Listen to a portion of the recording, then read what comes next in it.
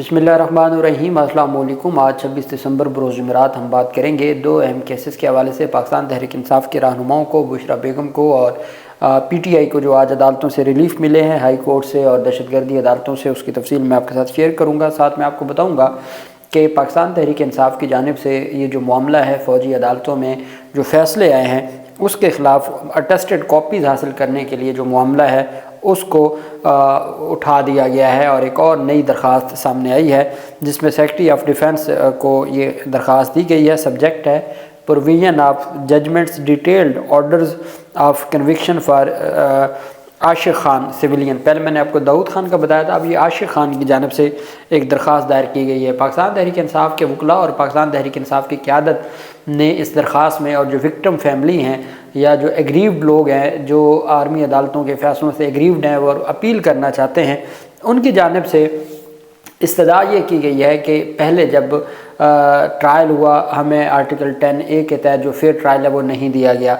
फिर उसके बाद जब जजमेंट्स अनाउंस की गई तो तब हमें नहीं इन्फॉर्म किया गया। अब कम से कम हमें जजमेंट्स की कॉपी दी जाए।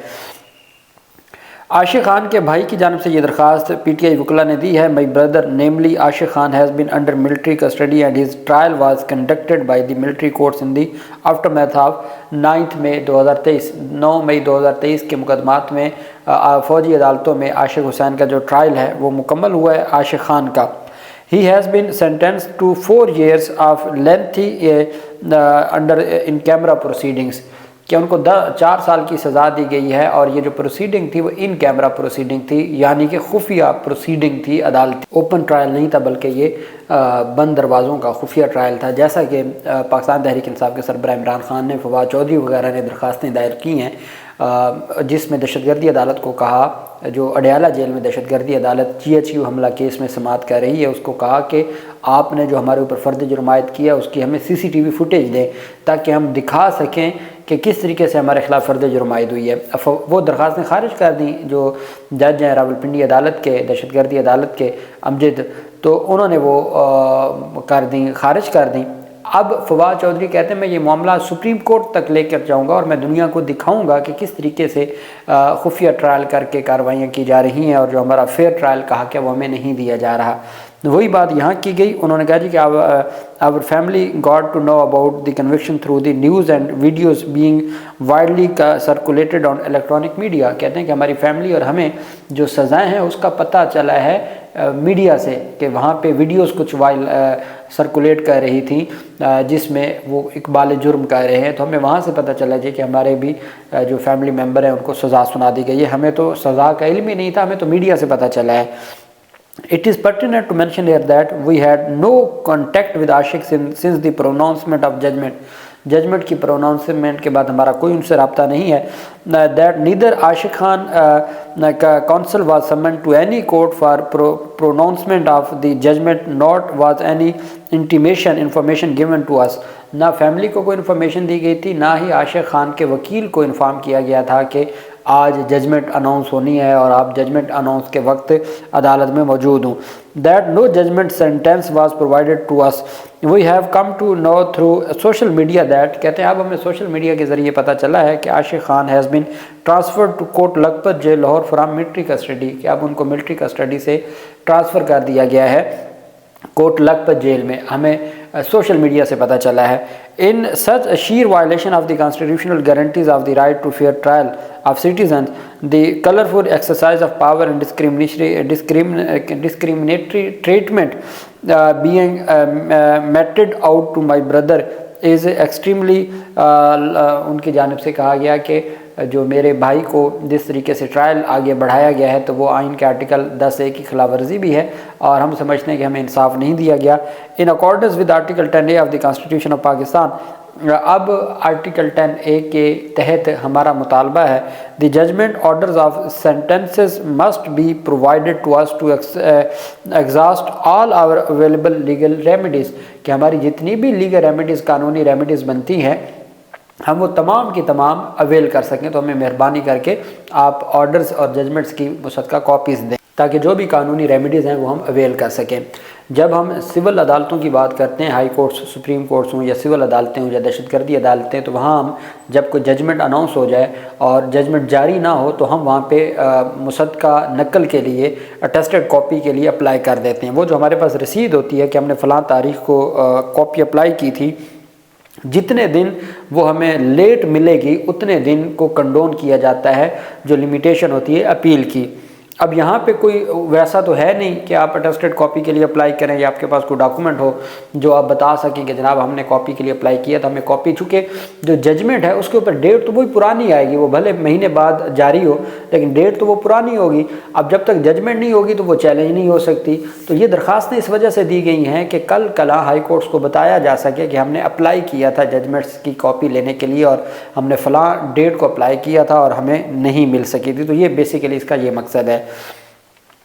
دوسری جانب اہم پیشرفت سامنے آئی ہے، امجد علی شاہ جو جج ہیں دہشت گردی عدالت کے، انہوں نے جو 26 نومبر کے مقدمات ہیں اس میں علی امین گنڈا پور کے وارنٹ گرفتاری جاری کر دی ہیں، اشتہاری قرار دینے کی کارروائی جاری کر دی ہے۔ اور جانب سے کہا گیا ہے کہ ہمارے روبرو اس امر کی بتایا گیا ہے کہ مسمی علی امین گنڈا پور و امین اللہ خان ساکن ڈیرہ اسماعیل خان کو ان کے خلاف مقدمات درج ہیں اور ان کو وارنٹ گرفتاری کی وہ پیش نہیں ہوئے، اور اب ہمیں پتہ چلا ہے کہ وہ دستیاب نہیں ہیں، چونکہ ہمارے اطمینان کے مطابق ثابت ہو گیا کہ گنڈا پور مذکورہ علی امین گنڈا پور مذکورہ فرار ہو گیا ہے یا اس نے وارنٹ کی تعمیل سے گریز کرنے سے اپنے آپ کو روپوش کیا، لہذا حکم دیا جاتا ہے کہ علی امین گنڈا پور کو کہ وہ یہ اشتہار جاری کیا جاتا ہے کہ وہ عدالت میں پیش ہو۔ کس تاریخ کو عدالت کو پیش ہو؟ عدالت کی جانب سے کہا گیا کہ فوری طور پر 21 جنوری 2025 تک عدالت میں پیش ہو جائیں۔ یہ اشتہاری قرار دے دیا گیا ہے علی امین گنڈا پور کو دہشت گردی عدالت کی جانب سے، اور 21 جنوری تک ان کو پیش ہونے کا موقع دیا گیا ہے۔ یہ 26 نومبر کے مقدمات ہیں جس میں عدالت کی جانب سے یہ فیصلہ دیا گیا ہے۔ میں آپ کو بتا چکا ہوں کہ جو سمننگ آف اکیوزڈ ہے، سب سے پہلے تو نوٹس جاری کیا جاتا ہے، پھر وارنٹ جاری ہوتے ہیں، پھر نان اویلیبل وارنٹ ہوتے ہیں، پھر اشتہاری کیا جاتا ہے اور پھر اس کی پراپرٹی کو اٹیچ کیا جاتا ہے۔ تو یہ کارروائی ہوئی ہے۔ حسن عبدال کے مقدمے میں 24 نومبر کا یہ مقدمہ ہے جس میں جو ہے وہ اشتہاری قرار دے دیا ہے دہشت گردی عدالت کی جانب سے۔ وہیں پہ پاکستان تحریک انصاف کے رہنماؤں کی جانب سے قومی اسمبلی کے ممبران کی جانب سے درخواستیں دائر کی گئی تھیں پشاور ہائی کورٹ میں۔ پشاور ہائی کورٹ نے جو درخواست گزار کے وکلا تھے، عالم خان جو پی ٹی آئی کے رہنما ہیں، عالم خان عدیزئی ایڈوکیٹ، انہوں نے درخواستیں دائر کی تھیں۔ جسٹس وقار نے سماعت کی اور قومی اسمبلی اور صوبائی وزیر ان کی درخواستوں پر کہا گیا جی کہ جو قومی اسمبلی کے ممبر ہیں شہرام خان ترکی، ان کے خلاف 6 مقدمات ہیں اور صوبائی وزیر فیصل کے خلاف 2 مقدمات درج ہیں، اور درخواست گزاروں کے خلاف مقدمات کی تعداد زیادہ ہے۔ راہداری ضمانت میں ٹائم زیادہ دیا جائے۔ عدالت نے دونوں درخواست گزاروں کو 1 ماہ کی راہداری ضمانت دے دی اور عدالت نے دونوں درخواست گزاروں کو متعلقہ عدالتوں میں پیش ہونے کا حکم دے دیا۔ ان کی جانب سے میڈیا سے پاکستان تحریک انصاف کے رہنماؤں نے گفتگو کرتے ہوئے کہا کہ وفاقی حکومت پر انہوں نے تنقید کرتے ہوئے کہا کہ عالمی سطح پر پاکستان کی حکومت پر لوگ ہنس رہے ہیں، سائفر سازش تھا، انصاف پاکستان کی عدالتوں سے چاہیے۔ پاکستان تحریک انصاف کے رہنماؤں نے کہا کہ ملک میں قانون اور آئین نام کی کوئی چیز نہیں رہی، دہشت گردی کی دفعات ارکان اسمبلی پر لگ رہی ہیں، ہمارے حوصلے بلند ہیں، آئین اور قانون کی بالادستی کے لیے تحریک جاری ہے۔ ان کا کہنا تھا کہ عالمی سطح پر پاکستان کی حکومت پر لوگ ہنس رہے ہیں، مذاکرات کی کمیٹی تو بن گئی، اب دیکھتے ہیں حکومت کتنی سنجیدہ ہے۔ لوگوں کی نظریں اس مذاکراتی کمیٹی پر ہیں، ہمیں انصاف، پاکستان کی عدالتوں سے انصاف چاہیے۔ اور انہوں نے کہا کہ جو بھی ملک انسانی حقوق کی بات کرتا ہے ہم اس کا خیر مقدم کرتے ہیں، عدالت کو سو موٹو لے کر تمام معاملات پر ایکشن لینا چاہیے، تمام اداروں کو اپنی حدود کے اندر رہ کر کام کرنا ہوگا، تب ہی ملک آگے بڑھ سکتا ہے۔ وہیں پہ آج ایک تو توشہ خانہ کا کیس ہے جس میں مزید گواہان نے پیش ہونا ہے۔ توشہ خانہ کا جو ایف آئی اے کا توشہ خانہ 2 مقدمہ ہے اس میں آج اڈیالہ جیل میں سماعت جاری ہے، بشرا بیگم پہنچ چکی ہیں۔ وہیں پہ بشرا بیگم آج صبح سویرے دہشت گردی عدالت اسلام آباد پہنچی تھی۔ پنڈی کی 24 اور 26 نومبر کے تمام مقدمات میں ان کی ضمانت منظور ہو چکی ہے، لیکن جو اسلام آباد کے مقدمات ہیں ان میں ضمانت منظور نہیں ہوئی تھی۔ پہلے تو سرکار کی یہ کوشش تھی کہ چلیں 190 ملین پاؤنڈ کیس میں سزا ہو جائے گی تو باقی جہاں ضمانت نہیں ہوئی تو وہاں ہم گرفتاریاں ڈالنا شروع کر دیں گے۔ اب وہاں پہ سزا کو جو ہے وہ آگے لے گئے ہیں، 6 جنوری تک ملتوی کر دی گئی ہے سماعت اور ابھی تک فیصلہ نہیں سنایا گیا۔ تو بشرا بیگم آج پہنچی تو دہشت گردی عدالت کے دونوں ججز ابو الاسناد ذوالقرنین صاحب بھی اور طاہر عباس سپرہ صاحب بھی دونوں آج وہاں موجود ہی نہیں تھے، کوئی ڈیوٹی جج بھی نہیں تھا۔ اب وہ پاکستان تحریک انصاف کے وکلاء کی کوشش تھی کہ ہم آج عبوری ضمانتیں لے لیں تاکہ یہ معاملہ تو پھر کسی طرف تو کسی کنارے تو لگے، کم از کم ان مقدمات میں بھی ہماری عبوری ضمانت ہو۔ کل اگر ہم سزا بھی ہو جائے تو عبوری ضمانتیں تو ہم کنفرم کروا لیں گے، اگر عبوری ضمانتیں نہیں ہوں گی تو پھر ان میں گرفتاریاں شروع ہو جائیں گی۔ یہی وجہ ہے کہ پاکستان تحریک انصاف کے وکلاء نے جو ہے وہ ایک طرح سے آپ کہہ سکتے ہیں کہ انہوں نے ایک بہت کوشش کی، اور انہوں نے مختلف جو ڈسٹرکٹ اینڈ سیشن جج صاحب کی عدالت میں گئے، ججز سے گزارش کی کہ جناب ہم تو عبوری ضمانت لینا چاہتے ہیں، ہمیں عبوری ضمانت تو دیں۔ اب اگر دہشت گردی عدالت کے ججز موجود نہیں ہے تو کوئی تو ہماری درخواست سنے، ہمیں عبوری ضمانت تو دے، یہ تو ایک ارجنٹ ریلیف ہے جو ہمیں ملنا چاہیے۔ تو بالآخر ڈیوٹی جج شبیر بھٹی صاحب، ڈسٹرکٹ اینڈ سیشن کورٹ اسلام آباد میں جو ڈیوٹی جج تھے شبیر بھٹی صاحب، انہوں نے سماعت کی 26 نومبر پر احتجاج میں، جو 26 نومبر کے احتجاج میں بشریٰ بیگم کے خلاف درج مقدمات کی سماعت ہوئی، اور عدالت نے 13 جنوری تک ان کی عبوری ضمانت کی درخواستیں منظور کرنی۔ عدالت نے 50 ہزار روپے کے مچلقوں کے عوض عبوری ضمانتیں منظور کی ہیں، اور 13 جنوری تک ان کی تمام مقدمات میں ضمانت منظور کر لی گئی ہے۔ سماعت کے موقع پر بشریٰ بی بی اپنے وکلاء کے ساتھ موجود تھیں۔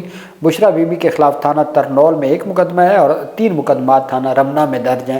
چاروں مقدمات میں عبوری ضمانت منظور ہو گئی ہے 13 جنوری تک۔